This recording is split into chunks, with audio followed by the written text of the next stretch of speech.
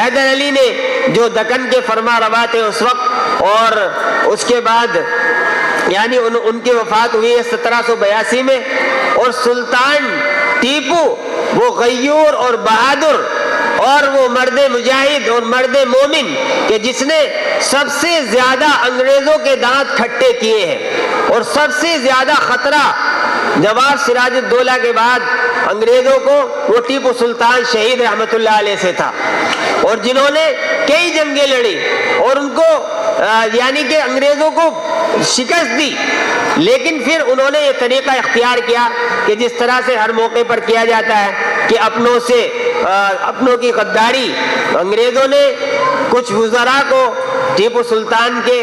ان کے ساتھ میں اپنے ساتھ ملا لیا، ان کو بھاری رشوتیں دی، ان کو جاگیریں دینے کا وعدہ کیا، تو اسی کے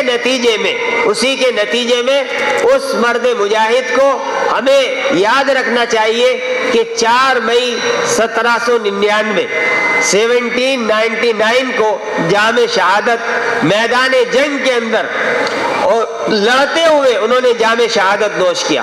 اور ہم تمام ہندوستان کے مسلمانوں کو اور بھارت کے مسلمانوں کو ان کا یہ مشہور جملہ یاد رہنا چاہیے، یاد رکھنا چاہیے، تاکہ دشمن کو یہ معلوم ہو جائے، جو دیش کے دشمن ہے، جو دیش کو نفرت اور فرقہ پرستی کے اندر بانٹنا چاہتے ہیں، فرقہ پرستی کی آگ میں جھونکنا چاہتے ہیں، ان کو یہ معلوم ہونا چاہیے کہ ہمارا ڈی این اے وہ ٹیپو سلطان سے جا کر ملتا ہے، جس نے یہ کہا تھا کہ جب اس سے یہ کہا گیا کہ تم انگریزوں سے ہاتھ ملا لو، ان سے ساز باز کر لو، ہتھیار ڈال دو، تو انہوں نے اس وقت یہ کہا تھا کہ شیر کی ایک دن کی زندگی گیدڑ کی 100 سالہ زندگی سے زیادہ بہتر ہے، اور وہ شیر کی طرح سے لڑتے ہوئے میدان جنگ کے اندر شہید ہو گئے۔ 1799 کو انہوں نے جام شہادت نوش کیا، اور اس وقت جو انگریزوں کا جنرل تھا، جنرل ہورس نے ان کی لاش پر کھڑے ہو کر یہ کہا تھا کہ آج سے ہندوستان ہمارا ہے۔ ایسے کسی بھی مرد مجاہد یا کسی بھی فریڈم فائٹر کی موت پر اتنا جشن،